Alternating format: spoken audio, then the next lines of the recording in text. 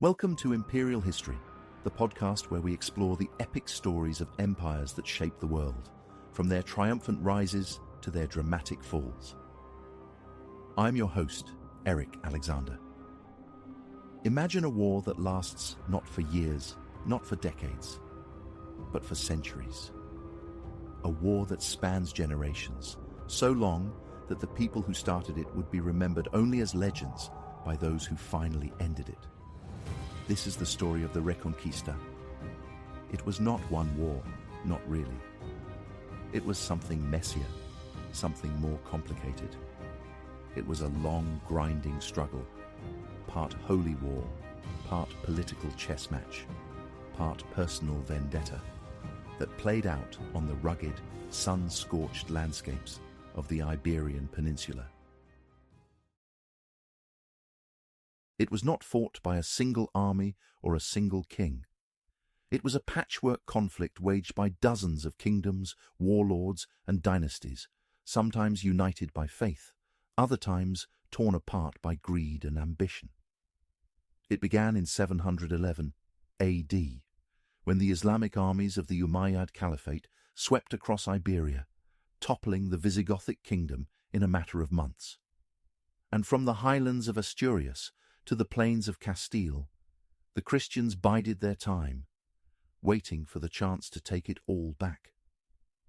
Over the next 7 centuries, the Reconquista would become something far bigger than a military campaign. It would evolve into a clash of civilizations, a battle between Christian and Muslim powers, not just for territory, but for the soul of Iberia. But how did the Visigoths, a people once powerful enough to challenge the mighty Roman Empire, fall so quickly and decisively? To understand their downfall, we must first examine the state of their kingdom before the storm of external invasions swept across Iberia. Witiza is not exactly a household name.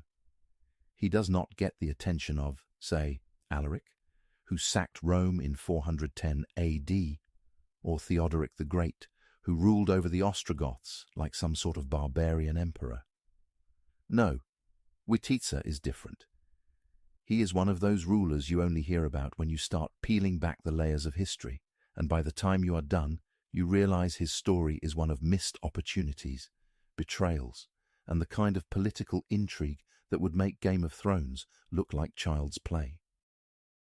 Now, let us back up a bit. The Visigoths had been ruling Hispania for centuries.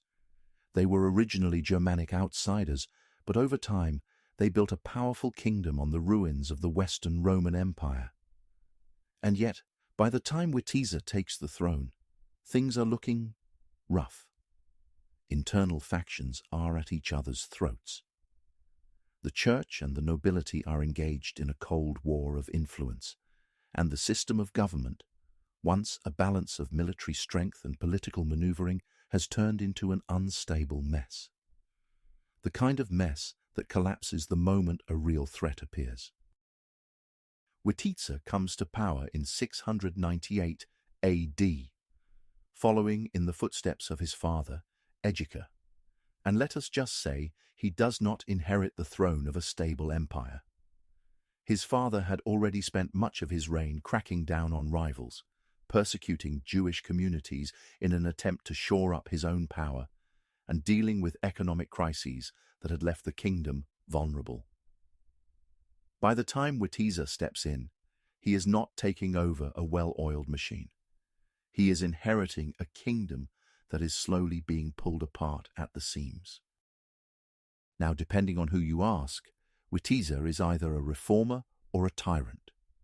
Some sources claim he tried to limit the power of the church, repealing laws that enforced clerical celibacy, for example. Others argue that he was consolidating power in his own hands, placing family members in key positions to ensure total control. Either way, one thing is clear: he made enemies, a lot of them. Limiting the power of the church during this time was no easy task. When the Germanic warlords took over the remnants of the Western Roman Empire, they established a warrior aristocracy. But while they knew how to fight, they had little experience in governing. They did not understand how to manage a complex civilization like Rome, with its sophisticated institutions and administrative systems. To compensate for this gap, they delegated much of that responsibility to the church. The church held the institutional knowledge necessary to run a state. Its members were the most highly educated people of the time, and they controlled vast resources, making it an indispensable pillar of governance and power. Now here is where things get interesting, because when Witiza dies, whether by natural causes or something more sinister, there is no smooth transition of power. His supporters want his son on the throne. His enemies want him gone. And in the middle of all this chaos, a new king emerges, Roderic. Let us set the stage. Roderic, sometimes called Rodrigo, is a powerful warlord. Some say he was the Duke of Baetica, a veteran commander who seized the throne through force. Whatever his origin, not everyone agreed that Roderic should be king. Spain's noble class was split. Some supported Witiza's heirs, believing they had the rightful claim. Others, likely seeing an opportunity, threw their support behind Roderic. The result? A kingdom divided and a distracted ruler. Aquila II was a rival king who controlled parts of northeastern Hispania, including Tarraconensis, around present-day Catalonia, and possibly parts of Narbonensis in southern Gaul. Aquila's reign is believed to have begun around 710 AD, overlapping with Roderic's. Another supposed claimant to the throne was Oppas, a Visigothic noble and possibly a bishop.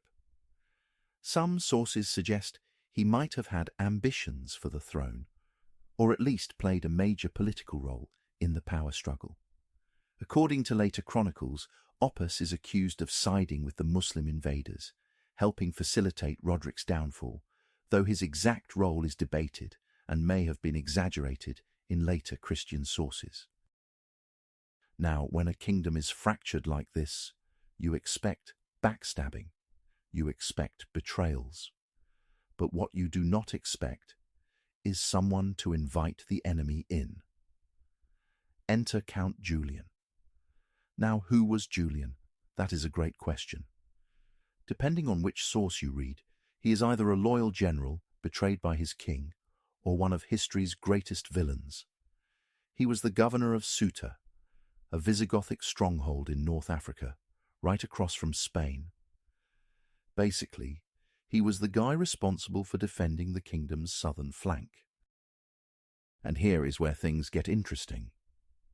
There is a story, one that medieval chroniclers love to tell, that Julian had a daughter, Florinda La Cava.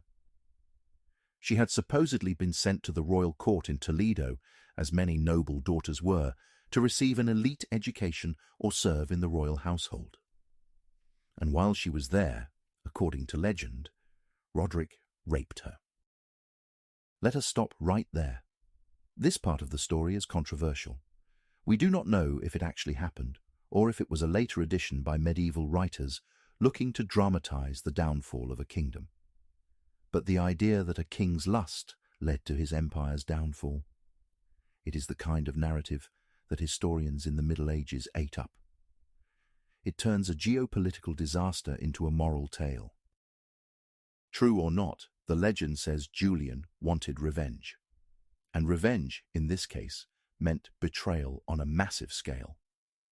And so, in the early months of 711 AD, Count Julian reaches out to an unexpected ally, Tariq ibn Ziyad, a general in the service of the Umayyad governor of North Africa, Musa ibn Nusayr. The Umayyads were the heirs to an Islamic explosion that, within a single lifetime, spread from the Arabian Peninsula to the Indus River, from the heart of Persia to the fortress cities of North Africa. By 705 AD, the Umayyads had conquered North Africa. They solidified their control, integrated local tribes, and converted thousands of Berbers to Islam. But this was not just about religion, it was about recruitment. The Berbers did not just become Muslims, they became warriors. Warriors who would soon march north across the sea into the heart of a divided, crumbling Visigothic kingdom. And in 711 AD, under Tariq ibn Ziyad, those Berber and Arab warriors, battle-hardened from decades of conflict in North Africa, would cross into Spain. And what began as an expedition would turn into a cataclysm. Now, Tariq is a fascinating character. He is a Berber, not an Arab. A warrior with a reputation for fierce, unconventional tactics. And when Julian whispers in his ear that Spain is ripe for the taking, Tariq listens. Sometime in April of 711 AD, Tariq gathers a small force, about 7,000 men, mostly Berbers, not Arabs. This is not a full-scale invasion yet, it is a test, a scouting mission. But because Julian controls Ceuta, he helps them cross the Strait of Gibraltar without resistance. He gives them intelligence, supplies, and a safe landing. Without Julian, this whole invasion probably does not happen, at least not this easily. Tariq's men land near a rocky outcrop that will one day bear his name, Jabal Tariq, or as we call it today, Gibraltar. At first, it is just raids. Small, fast-moving attacks on Visigothic settlements. But then, something unexpected happens. There is no serious resistance. No great Visigothic army rushing to push them back into the sea. Tariq realizes something shocking. The gates of Spain are open. Roderic, meanwhile, does not even know this is happening. He is off in the north, putting down a rebellion, because again, his kingdom is already falling apart. By the time he hears that Muslim forces have landed, it is already too late. He scrambles together an army, supposedly twice the size of Tariq's force, maybe 25,000 to 30,000 men. By July of 711 AD, the two armies meet near the Guadalete River, somewhere in southern Spain. And what happens next changes history. Roderic's men are mostly heavy cavalry, Visigothic nobles in armor ready to ride down their enemies. Tariq, on the other hand, commands an army built for speed and agility.